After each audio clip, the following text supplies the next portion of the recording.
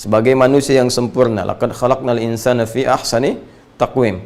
Fokus Quran surah 95 ayat yang keempat. Kemudian diberikanlah oleh Allah secara umum 3 bagian utama yang menyusun manusia secara umum. Satu adalah fisiknya, ini tampilan body kita yang terlihat dengan ini beda satu dengan yang lain, laki-laki dengan perempuan. Setiap lelaki dan perempuan pun bisa beda dengan yang lainnya.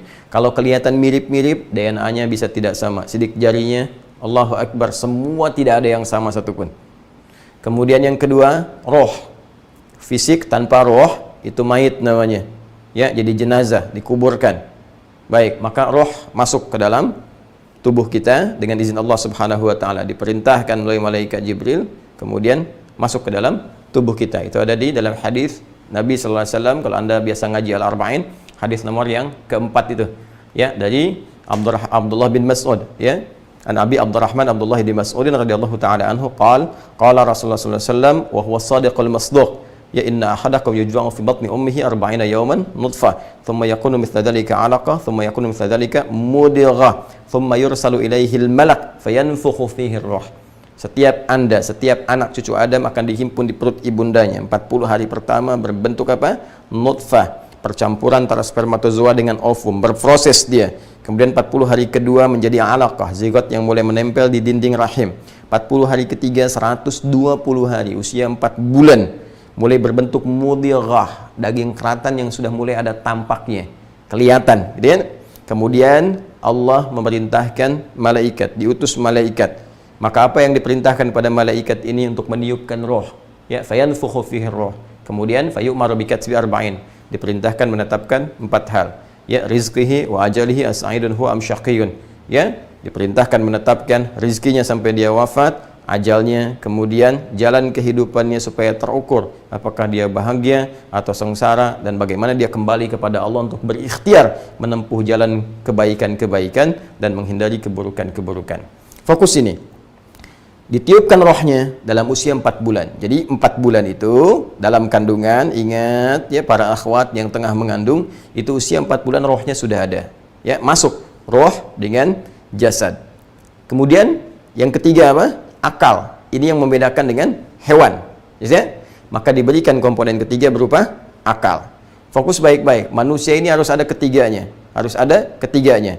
Ya, lepas dari fungsinya lemah atau kuat, itu kembali kepada kita memberikan nutrisinya. Karena itu di Quran ada nutrisi semua. Lihat kajian roti yang telah lalu, ya, nutrisi akal dengan belajar, nutrisi roh dengan ibadah, nutrisi fisik dengan makan yang sehat, menyehatkan yang cukup. Jelas ya? Kalau akal hilang sama dengan hewan nantinya, ya. Kalau tidak dijaga dengan baik, kalau roh hilang, ya, maka meninggal. Kalau fisiknya hilang, tinggal roh saja, maka gentayangan namanya. Ya, baik. Fokus sampai sini. Ketika roh masuk ke dalam jiwa, ya, masuk ke dalam tubuh kita, maka dirubah kemudian namanya oleh Allah menjadi nafas. Menjadi nafas. Ya, nafas dari sini diambil, diserap ke dalam bahasa Indonesia dengan bisa bernafas. Nafasnya masih ada sebagai tanda kehidupan. Awas, hati-hati, ini agak dalam bahasannya, ya. Roh masuk kemudian ke dalam tubuh ketika menyatu dengan jasad, ya. Ini ada di Quran, misalnya surah ke-15 ayat 28 ya sampai ke-30. Wa idz qala rabbuka lil malaikati inni khaliqun basyara min salsalin min hama'in masnun fa idza sawaituhu, kalau aku sudah bentuk fisiknya dalam usia 4 bulan itu, wa nafakhtu fihi min ruhi, maka aku tiupkan roh yang bersumber dari Allah. Jadi roh itu enggak ada kaitan dengan manusia. Ya, ini hak prerogatif Allah Subhanahu wa taala, langsung dari Allah. Ya, kalau perkembangan janinnya dari awal, ya, nanti teman-teman sekalian, Allah memberikan kepada kita perangkat untuk ikhtiar. Dan Allah Maha mengetahui sebelum kita berikhtiar, sedang berikhtiar, setelah berikhtiar. Karena itulah untuk menjaga janin kita ikhtiar. Ya, suami cari nafkah yang baik-baik, makan dari situ. Bawa makanan dimakan oleh istri. Dari makanan ini masuk ke dalam tubuh. Ya, sedangkan kualitas makanan kan bisa beda-beda. Ya, ada makanan yang halal, yang baik, maka menjadikan janin itu menjadi bagus, bersih, baik. Ada makanan yang kurang baik, yang tidak menyehatkan, menjadikan kualitas keadaan janin itu menjadi kadang kurang baik. Sedangkan roh, materinya bukan berasal dari kita, semua bersumber dari Allah. Quran surah ke-17 di ayat ke-85. Yas'alunaka 'anir roh. Banyak orang Muhammad SAW ingin bertanya kepadamu, meminta informasi seputar roh. Jadi bukan orang-orang sekarang saja yang pengen observasi, ingin tahu tentang keadaan roh. Orang dulu sudah ada yang tanya, tapi Allah sudah memberikan jawaban. Makanya kalau sudah diberitahu, jangan capek-capek riset puluhan tahun hanya untuk menganalisis roh, buang-buang waktu. Baca satu ayat ini, selesai. Qulir rohu min amri rabbi, wa ma utitum minal ilmi illa qalila. Katakan Muhammad SAW, urusan roh itu urusan Rabbu, urusan Allah. Hak prerogatif Allah Subhanahu wa ta'ala. Dan jangan merasa semua kalian harus pengen tahu. Ilmu kalian itu terbatas, kata Allah. Kenapa harus terbatas? Supaya kalian tahu bahwa ada yang maha tahu. Ya.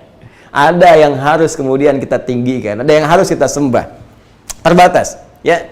Tapi Allah pun memberikan di sini sinyal kepada kita, karena ini urusan Allah. Maka kalau Anda ingin mengetahui, ingin belajar dengan keterbatasan kita, maka kembalilah kepada keterangan Allah Subhanahu wa taala. Di Quran diterangkan.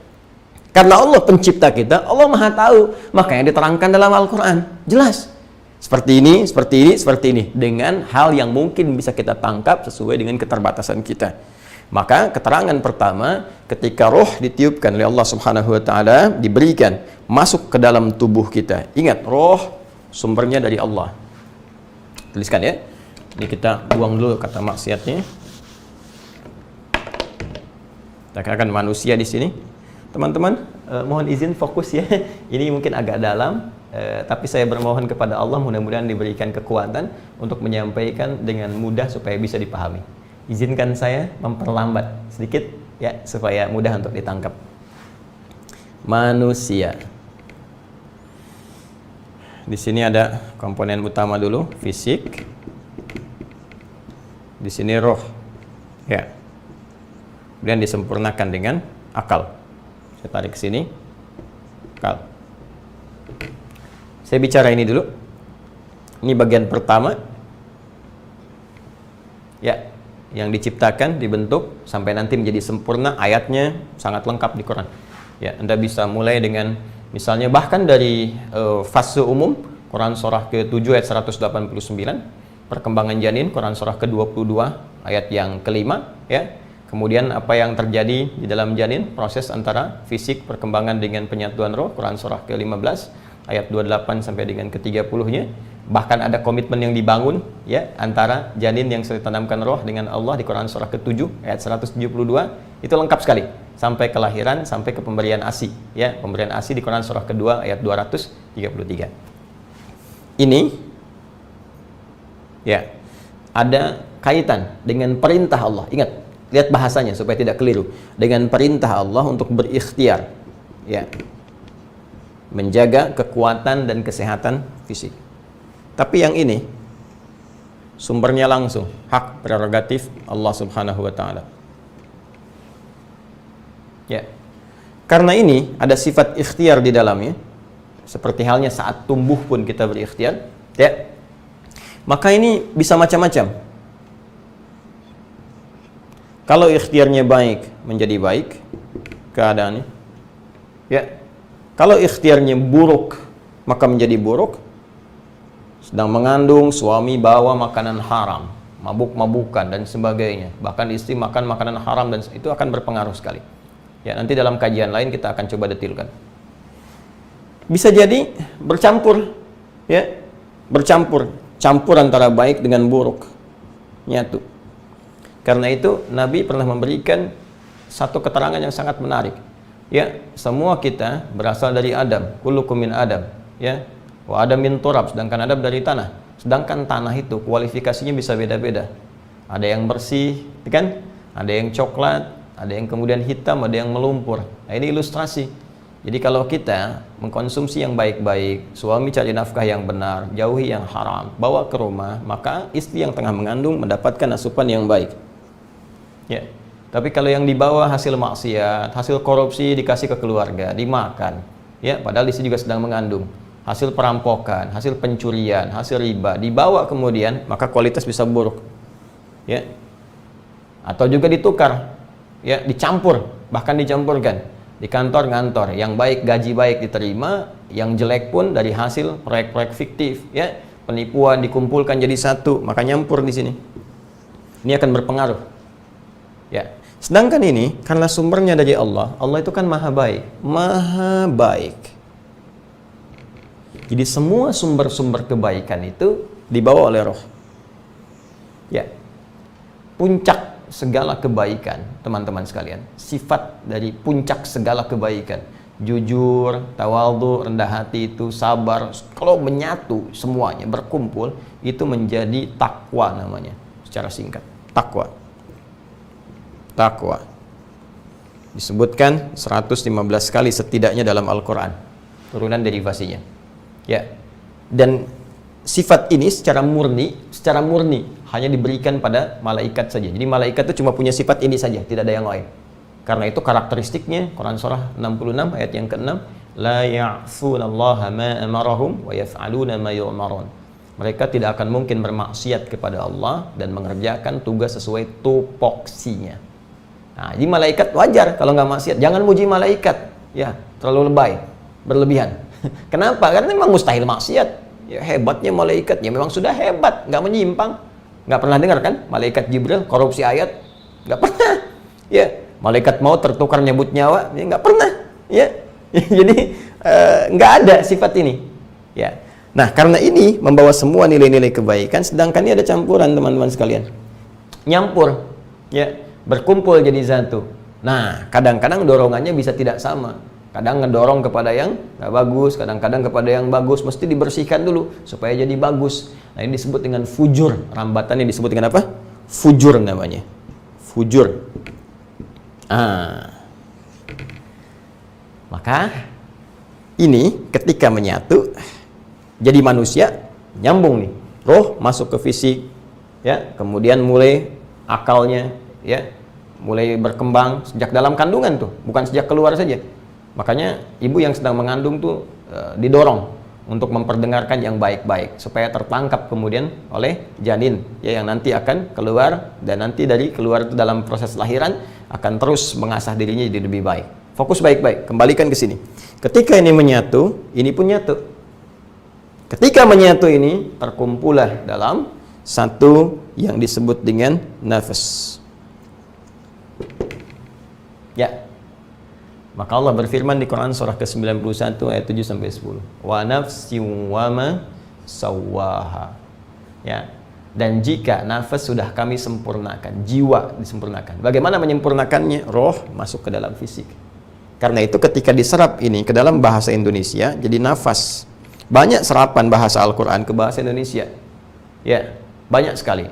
Atau dari bahasa Arab umum, musyawarah bahasa Arab. Bahkan jadi nama-nama kita tuh.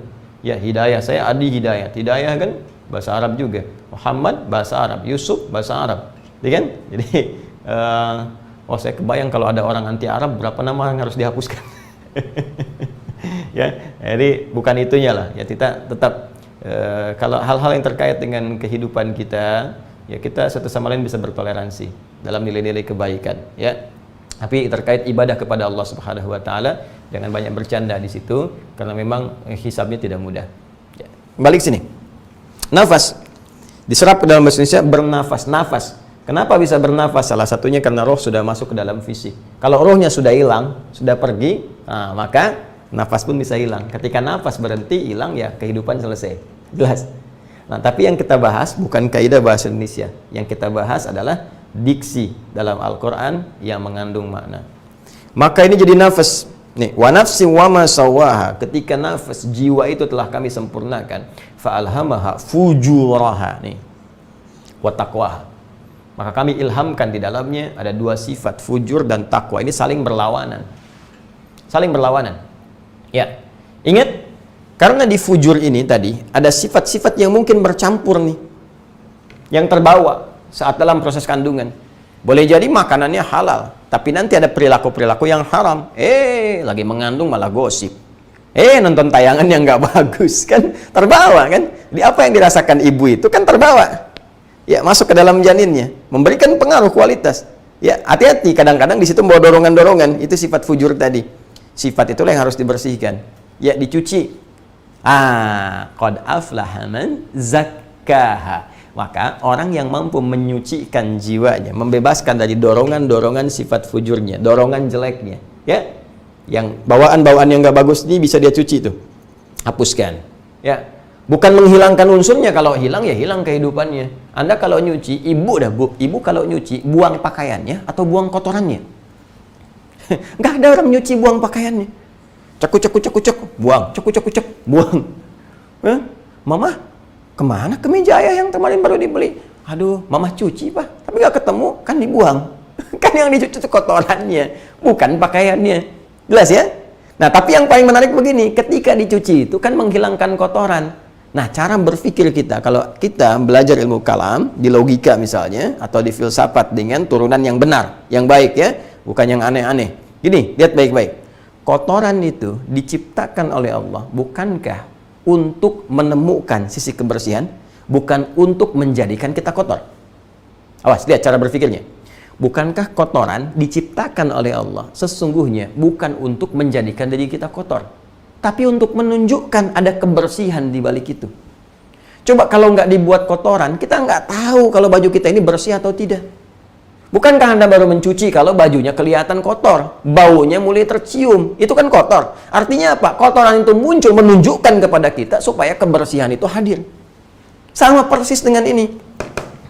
Ya, sifat fujur ini, ya, sifat yang kadang-kadang terlihat tidak baik, dorongan kepada hal-hal yang kurang bagus, dorongan-dorongan kurang bagus, teman-teman sekalian, ya, itu muncul lawan dari takwa, sebetulnya bukan ingin menjadikan diri kita itu buruk.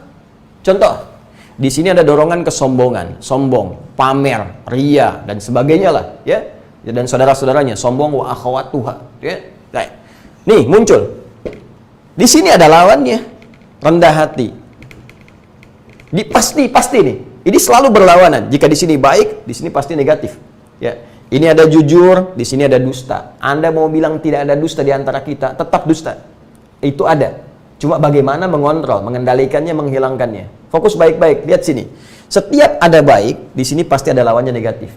Nah, sifat yang jelek ini diciptakan oleh Allah bukan ingin menjadikan perilaku kita buruk, bukan. Sombong diciptakan bukan ingin menjadikan manusia jadi orang sombong.